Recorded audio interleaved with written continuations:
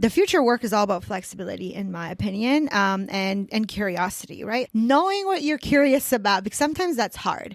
Like, what am I interested in? What am I curious about? And just kind of following that is more important than ever. To summarize it, it really just means, being curious, looking for opportunities, and taking action.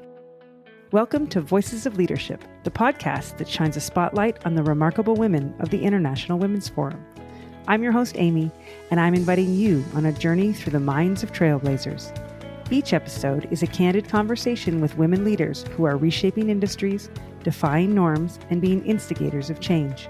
Through these conversations, we aim to ignite a fire of inspiration within you, whether you're a budding leader, a seasoned executive, or simply someone with a passion for growth.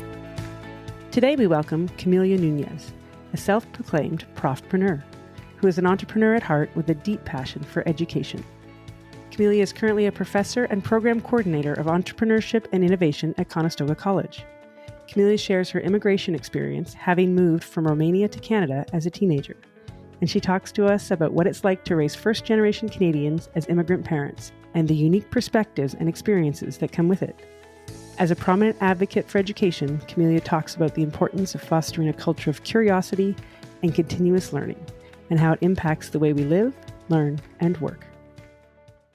Hi, Camelia. Hi. Welcome. Thank you. I'm so excited you're here. Me too. This is our second conversation because we spent 20 minutes catching up before we started. Yeah, wouldn't have it any other way. No, you and I know each other quite well. Our kids have gone to school together, but you and I can have a conversation about trying to fix education.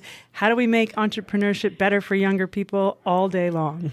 Yes, we can. And it's always so much fun. So I love being on the podcast, but also just seeing you. So thanks for having me. So you are fairly new to IWF. Why don't you tell us how you got involved?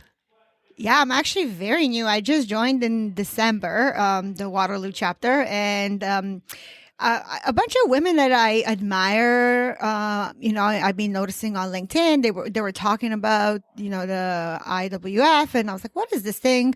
So I just kind of looked into it, and then I found out you were on it. So, hey, that was my final cue to join. So finally I joined, and now I get to spend even more time with you. That's fantastic. And you came to the Christmas event, which was fun. And you knew more people than I think you thought, right? Yeah, that was weird. Yes, it was great. It was a lot of fun. I didn't know what to expect going there. And then, I went in there and a lot of people I knew were there. So it was great. It was nice to catch up and have some good conversation, wine, Always. Great time. That's right. So you and I have talked about this a little bit, but I always love hearing you talk about it. Can you tell us what it's like to leave Romania as a child and what it felt like coming to Canada? Yeah, I mean, honestly, I think my immigration story is a little bit different because I really love Canada. I came here to visit at 16. So anyway, just a bit of a background story. My dad left Romania in the late 80s, so about 87, 88. And then my mom and I were supposed to follow him here. But in 89, there was a revolution in Romania, which dethroned the communist government. So, we became a democratic country, just like that. And anyway, all that, a long story short, to say that my mom decided that she doesn't want to move to Canada anymore because we now live in a democratic country. So I didn't end up moving here until 10 years later. But I think somehow my mom must have known in the back of her head that I would one day end up here, because as soon as we were allowed to learn another language other than Russian, she put me in private English classes. So my whole childhood, I studied English. So when I first came to visit my dad at 16, which was 10 years later, roughly, I spoke really good English. So it wasn't very hard for me to make friends here, get into the Canadian vibe. And I decided that I was going to come here, finish high school, and go to university and then see what happens. I came here and I was very proud of myself because I didn't go to ESL when I joined grade 11. Sorry, it was grade 12 when I joined. But back then we did OAC also. So I did 2 years of high school here. But anyway, I didn't get to go to ESL. So I felt so proud of myself. Until I realized that it was actually harder. I was like, oh no, I'm in these classes with all these Canadian kids and I have this accent and they're looking at me like I'm from another planet. So anyway, it came with challenges, but I think I generally had a good attitude towards it. And I don't regret it. I love being Canadian now and living here. It's the best decision I've made, I'd say. I love your story. I love the idea that I know somebody that actually lived in a communist country. Yeah. And when you talk about it, it's still such a foreign thing to me about waiting for bread and not being able to learn a language. And it's foreign to me. It is crazy. Like just some stories. Mind you, like I said, I would have been in grade 2 when the revolution happened. So I was very young, but I do remember that, my parents, everything was portioned. So, you could only get, let's say, I don't remember exactly, but like say 1 kilo of sugar per month per family. Milk was only available on certain days. So I remember my dad, he would get up super early, like I'm talking 4:30 in the morning to go line up to get milk, because if you weren't there early enough and they ran out, too bad kind of thing. So yeah, it's wild. It's really wild when I think about it now. But it's weird because in my childhood, I never felt deprived. I don't know. Because it was just how it was. Yep. It's almost surreal to me too when I think, and I tell my kids these stories, and they think I'm joking or they think I'm telling them some sort of, made up thing. But I do have to say that in my son, he decided that in grade 11, his history project was on Romania and communism. And he actually started digging into it himself and doing his research. And then I'm never going to forget this because he's like, Mom, there's so many people on YouTube saying all these stories that you've been telling me. They must be true. And I'm like, did you think I was lying to you? What? Goes to show that the parents, whatever we say, is not good enough. Well, if it's on YouTube, it must be true. Yep. I'm glad I had YouTube to validate my story. Well, on that, you do have 3 lovely children, but what has your experience been like as an immigrant parenting kids in Canada? Oh, man. Yeah, that's an interesting one. And I think that's pretty similar across cultures. For immigrant parents, the Canadian parenting rules are super lax. It's kind of like, what? Like, you don't, when I heard, some of my Canadian friends telling their kids that they have choices, you can do this or you can do this. And for me, it's like, no, you can do what I say you can do. So anyway, and this is kind of, across cultures, and you don't really question your parents so much. And you're not if my mom said to do something, I just do it, whether I liked it or not. We're not negotiating that I have to do the dishes or now. So anyway, it's hard. It's been hard on the discipline aspect of it because, they go to school and they see different styles and they're like, Mom, but so-and-so can do all these things. Why can't I do these things? And I'm like, well, no, because it's a rule, so we don't do that. They're like, why? It's like, why? You're Canadian. We don't need to follow Romanian rules or whatever. And I'm like, these are not Romanian rules. These are just the way, So anyway, so that's kind of the discipline part can be quite a bit of a challenge. And then sometimes it's, maintaining some of the cultural, heritage traditions and that kind of stuff. Sometimes it's challenging, especially because I'm not married to a Romanian person.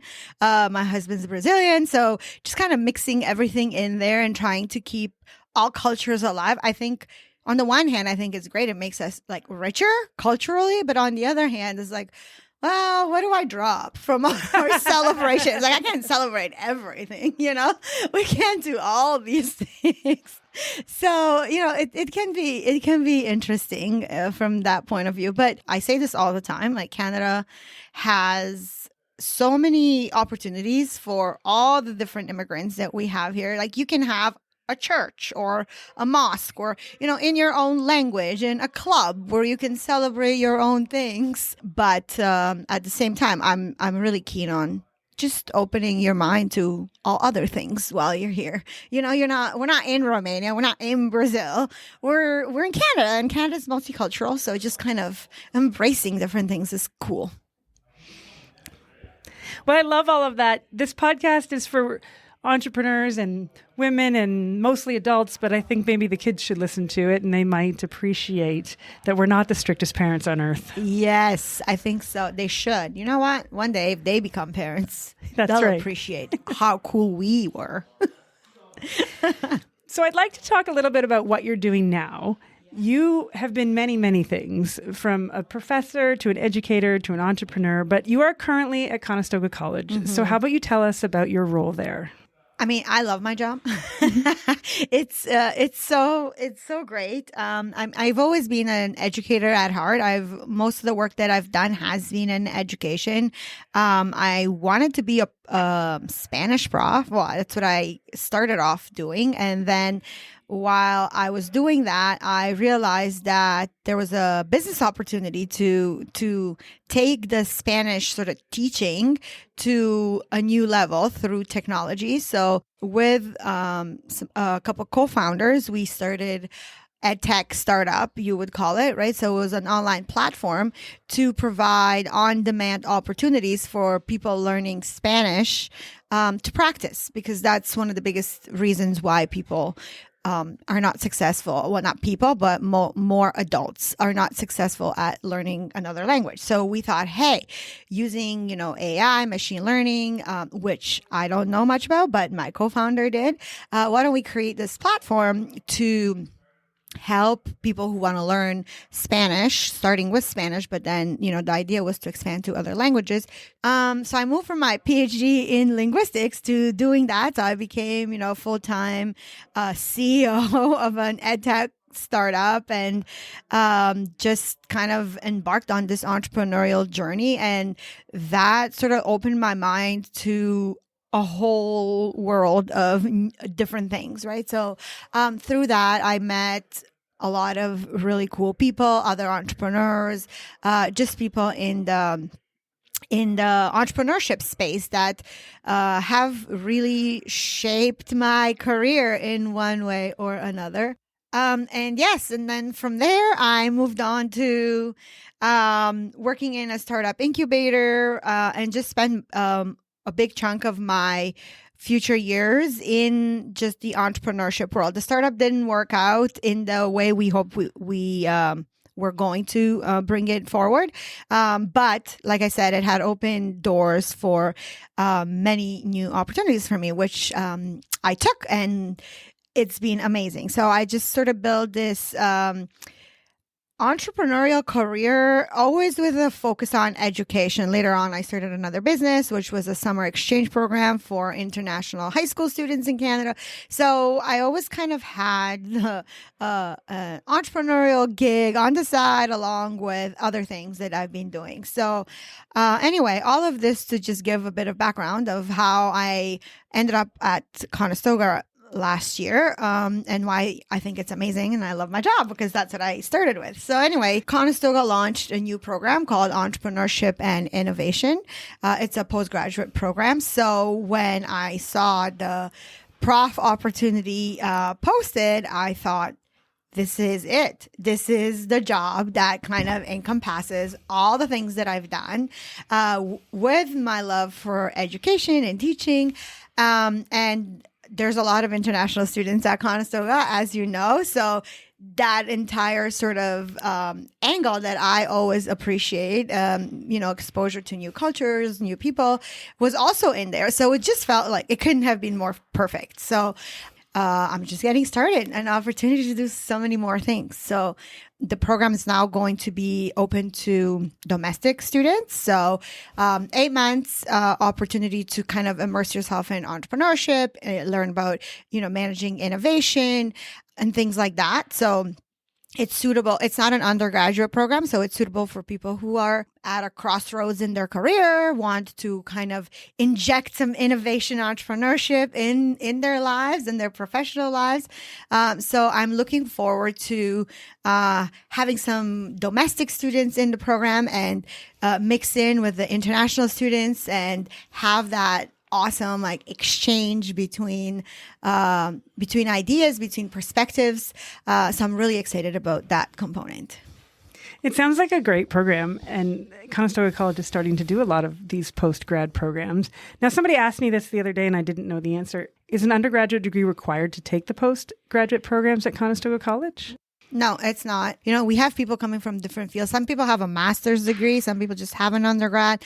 Others have a college degree or just a lot of work experience. It's really a mix of things, which I think makes it the more enriching, because it's never a good thing when everybody thinks the same in an entrepreneurship program. Correct. Yes. So you want to have that variety of things. And so the program is fairly new.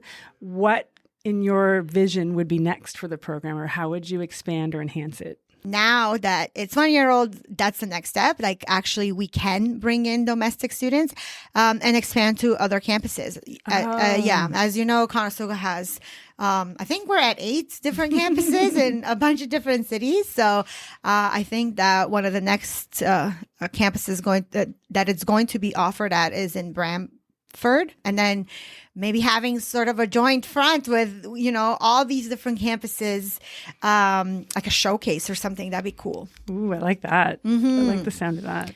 So now that you are at the forefront of what's next in education, what are your thoughts on education and the future of work? Oh, man. This is a complex one. I mean, people talk about it a lot. And sometimes, when you talk so much about something, it can become overwhelming. And to me, I don't know, it's about flexibility. It's about just staying open to opportunities. And I don't know, I've always kind of led my career from a curiosity perspective. Like if something felt interesting, I would explore it, even though maybe it wasn't aligned with my undergrad, or I have an undergrad in Spanish and Latin American studies. So, I think that more than ever, though, that is going to be the case. I don't think it's obviously you're going to need a foundation of, skill and knowledge. And, but that's something that you're constantly going to have to work on, improve, adapt, change. So, the fact that you finished an undergraduate degree in 4 years doesn't really guarantee that what you learned is going to be relevant, 4 or 5 years down the road. So, I think that both education and the future of work kind of need to change at the same time. There's people out there who may be considered crazy at this point, but, the idea of, instead of this whole 4-year undergrad, what about kind of like, instead of like a 4-year sort of university tuition, what about like a yearly sort of membership fee to university, to continuous learning kind of thing, right? So these are some of the interesting conversations that I'm hearing. So, how do we decide that, after 4 years, we're done, we're ready to go into the workforce? So, I think that needs to adapt from an education perspective, and from a workforce perspective, I think it's going to need to be a lot more supportive towards continuous learning. Like I said, people that are maybe at a crossroads, maybe, their jobs are not needed anymore because we all talk about automation and all these things, right? So maybe those people should be supported in going back to school, finding a new way of doing things. So I think the future work is all about flexibility, in my opinion, and curiosity, right? Knowing what you're curious about, because sometimes that's hard.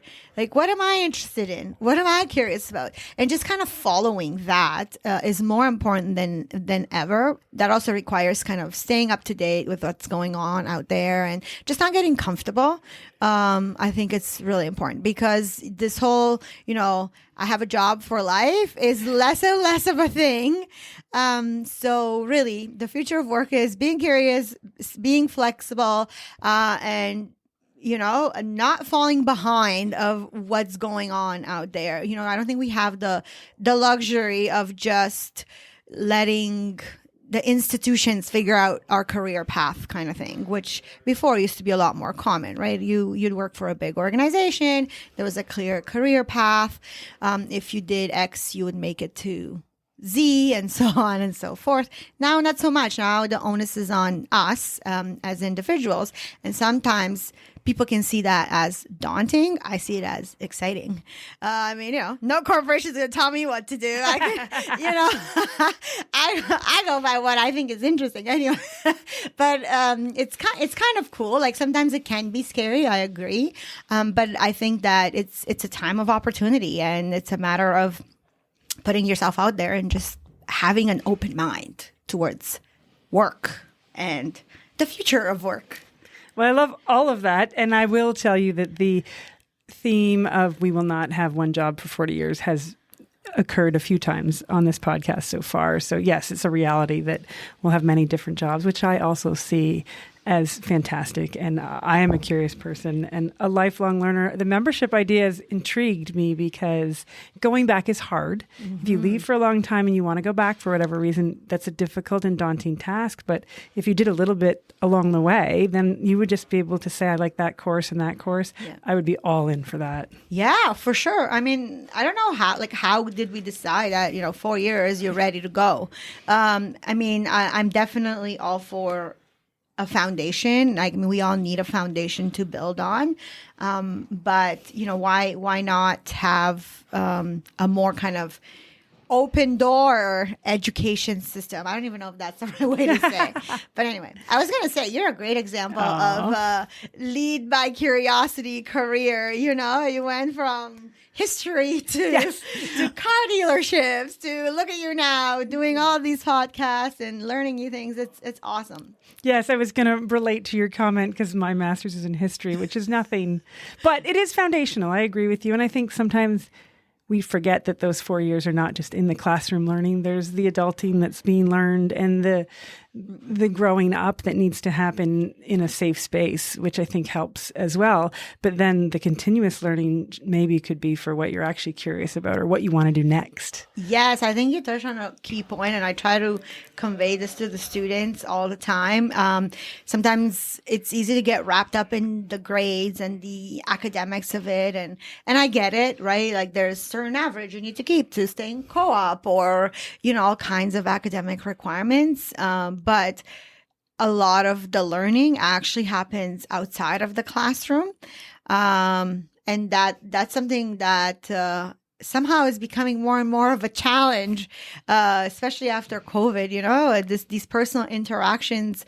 I don't know, they're changing quite a bit. So I'm hoping that the students kind of get back to working together, getting to know each other, because the power of creation comes from ideas and people talking to each other in person. It's always nice to see that. I always give this example. I give an assignment in class, and then the students, it's a group assignment. I assign to groups, and then they automatically connect online, although we're in the same room, in the same classroom. And I'm like, seriously, no. Let's try some movement here. Get off your seats, find each other in person. But anyway, yeah, it's old school. That could be a course in of itself now, probably. Probably. Yes. Yeah, it's interesting. I mean, COVID has changed the dynamics of communication quite a bit. So on the subject of communication, did I see correctly that you have started teaching Spanish again outside of Conestoga College? Yes. It's something that I'm doing for fun, actually. I wanted to teach my daughter Spanish. And I thought, it'd be so much more fun if she did it with some other kids. And there's this other boy in the neighborhood who wanted to learn Spanish. And so now I'm tutoring them Spanish, of course, after Jackson. I feel like we started the Camelia Spanish tutoring project. Yes, that's true. You guys are really awoken that because, when you messaged, I was like, I think it was Steven that messaged, and he's like, do you know someone that could tutor Jackson? And I was like, oh, should I do this? I don't know if I have time, but I miss my Spanish background. So I decided to do it. And of course, Jackson's an awesome kid. So I had a great time. So it was easy to decide, okay, I'll continue doing this for fun. And now I'm tutoring my daughter who's 8 and another boy who is almost 6. So I'm having a good time. What a great example, though, of saying, I love doing this and I'm just going to do it outside of what I normally do because it fulfills something inside of me. Yeah, absolutely. I mean, it's a lot of work sometimes because, I'm trying to keep it interesting for them. As you know, sometimes kids, it's hard to keep them engaged. But I have so much fun. I feel after that 1 hour with them, I just feel so, I don't know, refueled. This is good. I put in some work, but it's just great, and it's a good time with my daughter. It's a good time to spend together. I think she'll remember it at some point. Well, that just shines through your entrepreneurial spirit. And as we talked about earlier, you've been on both sides of entrepreneurship, from the mentoring to the being the entrepreneur. You left out your time at Laurier and Waterloo. You've been involved in educational institutions.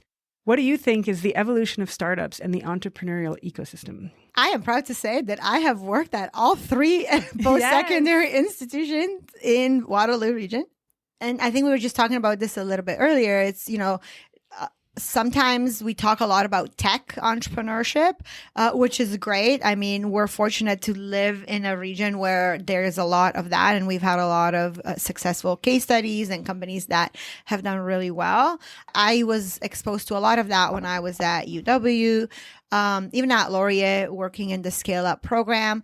But now that I'm at Conestoga, I'm seeing the other side of entrepreneurship, which is more, small to medium-sized businesses. There's a lot of like manufacturing.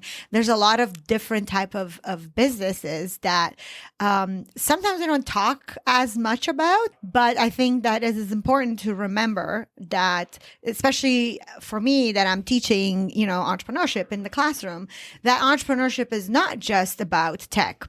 You can be entrepreneurial in many different ways, and there's different types of entrepreneurship. I just kind of want to put it out there that it's not just tech entrepreneurship, even though we talk about that a lot. We also tend to talk a lot about successful entrepreneurship. They call it the overnight success kind of thing. You know what I mean? I won't name any names, but when I was working on my startup, I was fortunate enough to be able to have a few conversations with one of the successful entrepreneurs in town. And he told me that, he had been working at his company for 10 years. It was a tech company for 10 years before anyone even wanted to talk to him. And then all of a sudden, everybody wants to talk to you because, you've got some traction and are demonstrating some success. So I think that, as far as entrepreneurship, I think it's important to think, tech is great, and I think we can use it to our benefit. I think every type of company needs to adopt tech in one way or the other. But it's not, entrepreneurship's not just about tech, and success is not an overnight thing. It's not, and sometimes I think that we set the standards a little bit unrealistic for students, because I work with a lot of student entrepreneurs. And sometimes they, the smallest setback, they think it's all over.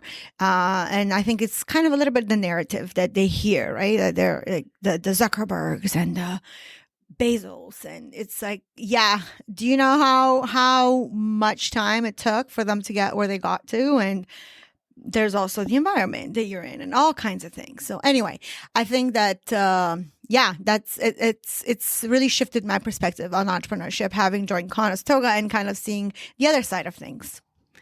You call it a couple of very interesting things. The idea that it doesn't happen overnight, and that is unrealistic. I assume that students may get frustrated if it takes more than the 6 months that they thought. Do you see that sometimes? Oh, very much so. So that's part of the issue that I'm seeing with students working on business ideas. So the rhetoric around entrepreneurship sometimes doesn't help. talking about success and successful founders and successful companies, along with their sort of immediate gratification expectations. I think it sets unrealistic expectations, and then it becomes something that they don't want to pursue. They give up too quickly. It's like, no, that's not how it goes.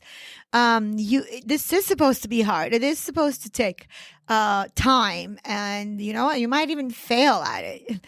I can't imagine what ideas could be missed because of that.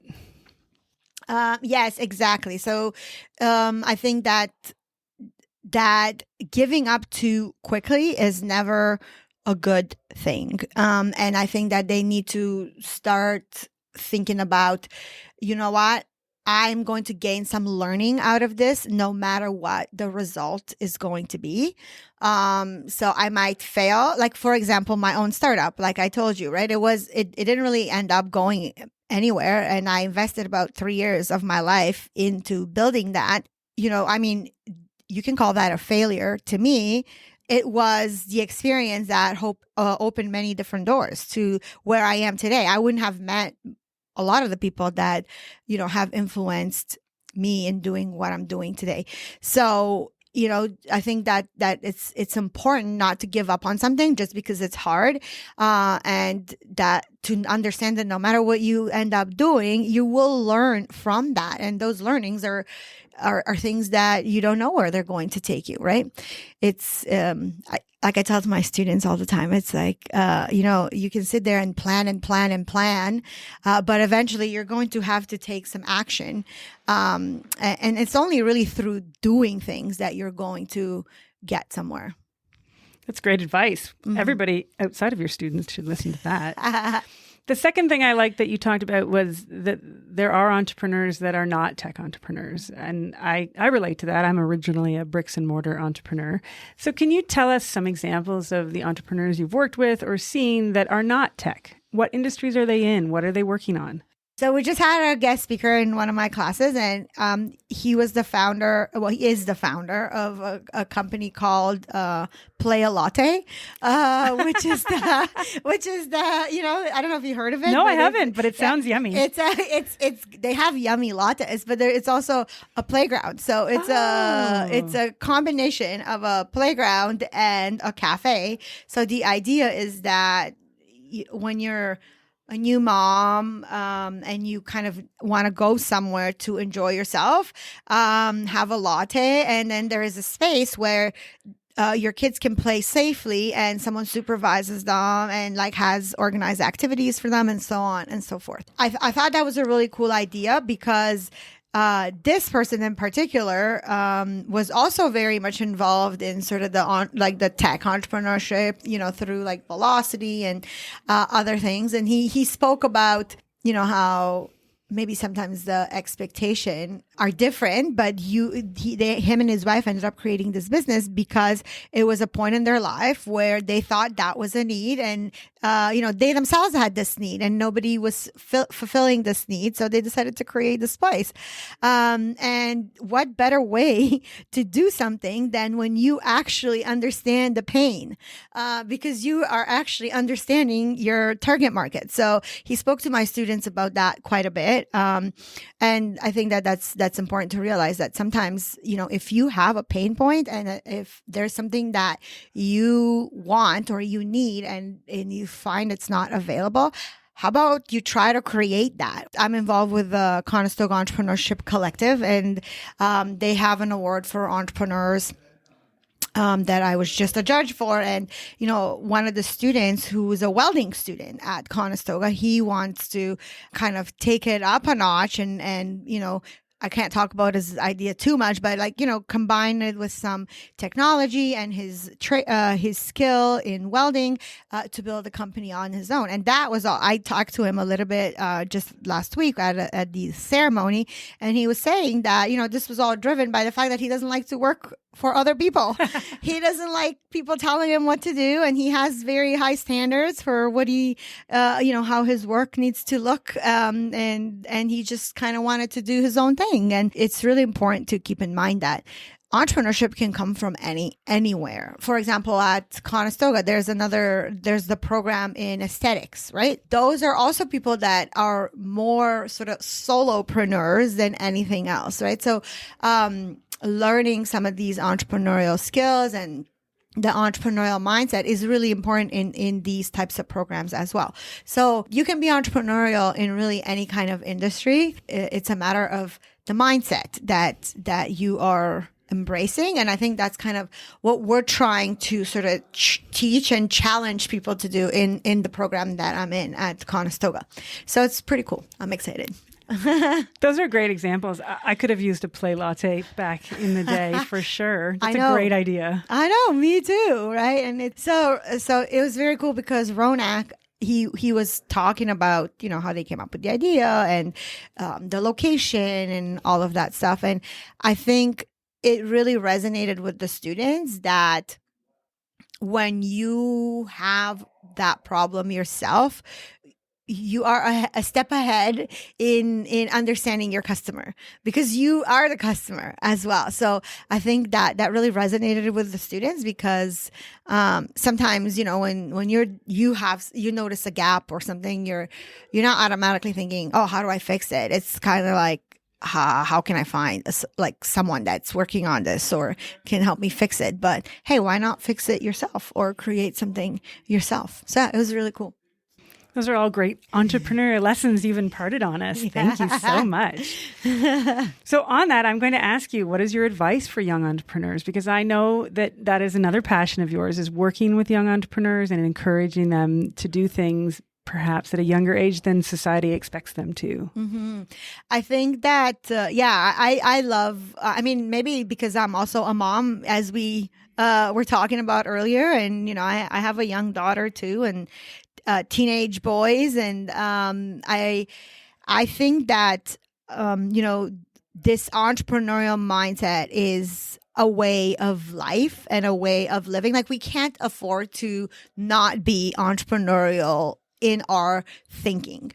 So this is why I am so passionate about young kids and developing this mindset in them. And what that means, people also always ask, what does that mean? It doesn't necessarily mean start a business. It just means, to summarize it, it really just means, being curious, looking for opportunities and taking action.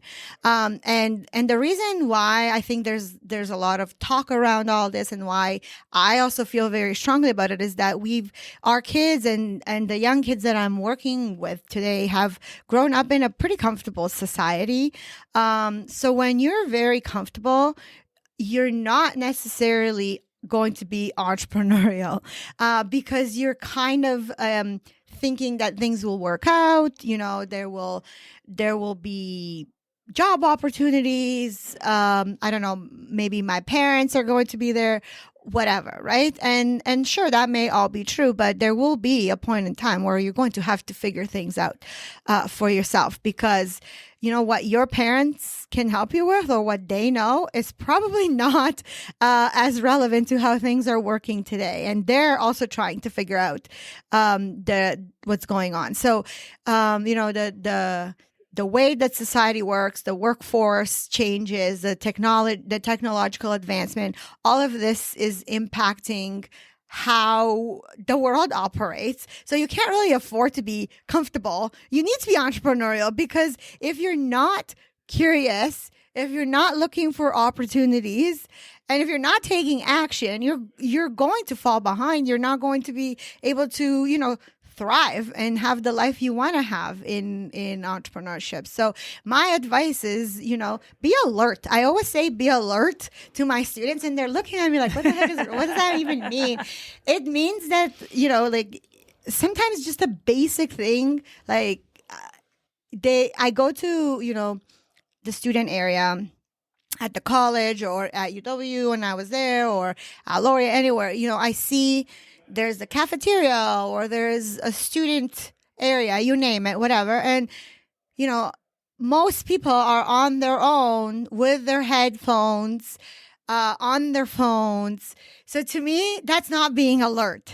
To me, it's being in your own head with your own things. And sure, you may be listening to a podcast where, I don't know, like you're probably learning something. But the point is that what about all these people around you? Like just simply looking at what's happening around you, you know, like what people are doing, what they're wearing, what their interactions look like. You know, these are things that that you should be paying attention to. Like how does the world function around me? That's what I mean by being alert. You know what I mean? So even on the train, like I take the train to go to work, you know, it's like nobody pays attention to anyone. No one talks to anyone. I never put my headphones on because I'm just making the point of being alert, following my own advice.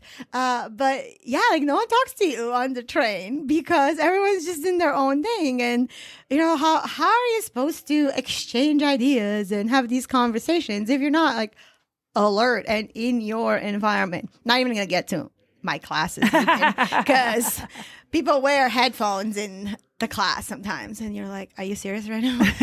Because this is not cool. This is not how you're alert to your environment. I have to say, I love that, being alert. What a great way to explain it and to understand what you're talking about, to find opportunities. I haven't thought of a better word, but I'm open to suggestions. It's great. Sometimes I'm like, how do I explain that? But yeah, I mean, I have to say I'm going to put a plug in for the two organizations that I volunteer with. One is Technovation, which helps girls as young as grade 7 all the way to grade 12 learn coding skills and then basically building an app, which then they learn to commercialize, so through entrepreneurship. And then the BEP, which is the Business Education Partnership. We have Youth Creativity Fund, which supports young kids, some as young as grade 5, I have to say, in taking their ideas or passion project to something more tangible. So, you know, there's funding there that the kids can get to work on their ideas. So these are two organizations that I think are doing really great work and I volunteer with. So I had to put a plug in for them because of course. I think they're, so if you have kids and you're listening to this podcast, check these out. They're really cool organizations to work with. They are. And I think it's great to have a place for young entrepreneurs, an outlet for them to learn and grow. And we will absolutely put those in the show notes so that everybody can have access to them. Yeah, I think so. And, you know, like you were saying earlier, it's important to start training this entrepreneurial mindset earlier. And sometimes when you give the kids a little bit of money, it teaches them some responsibility, and just the fact that they have to put together a budget to request this money and that kind of stuff, right? Like we don't normally have that type of financial support at a young age. It's, you know, mostly for adults and startups and things like that. But it's been a really neat learning. I've been involved with this Youth Creativity Fund for about a year, and it's been really cool to see, you know, the learning curve of these young people, how they are going from, I just have this idea and I want to do something, to putting together a budget and thinking through, this is the money that I'm going to need. And anyway, it's just great. I think it's great. Well, I love that. I mean, you've just taken us from entrepreneurship at age 5 all the way up to entrepreneurship to continuous learning. So you've given us so many things to think about and imparted so much wisdom about it. And what I've taken from it is that you can always be entrepreneurial, and there is help in learning at every stage. Absolutely. I think that, you know, it's all about learning. And like I said, all about being curious. And if you're curious, you're going to want to learn. And then you're going to want to do something with that learning, hopefully. And, you know, entrepreneurship is do something, you know, be curious, look into it, and then do something. I love that. Thank you so much for joining us. I had so much fun, as we always do when we're talking about big thinking issues. Yes, it's awesome. It feels like another coffee conversation between us. So thanks for having me. Hopefully other people enjoy this as much as we did. Thank you for listening today. If you enjoyed this episode, please take a moment to rate and subscribe to our podcast. When you do this, it raises our podcast profile so more leaders can find us and be inspired by the stories our Voices of Leadership have to share. If you would like to connect with us, please visit the Voices of Leadership website. It can be found in our show notes.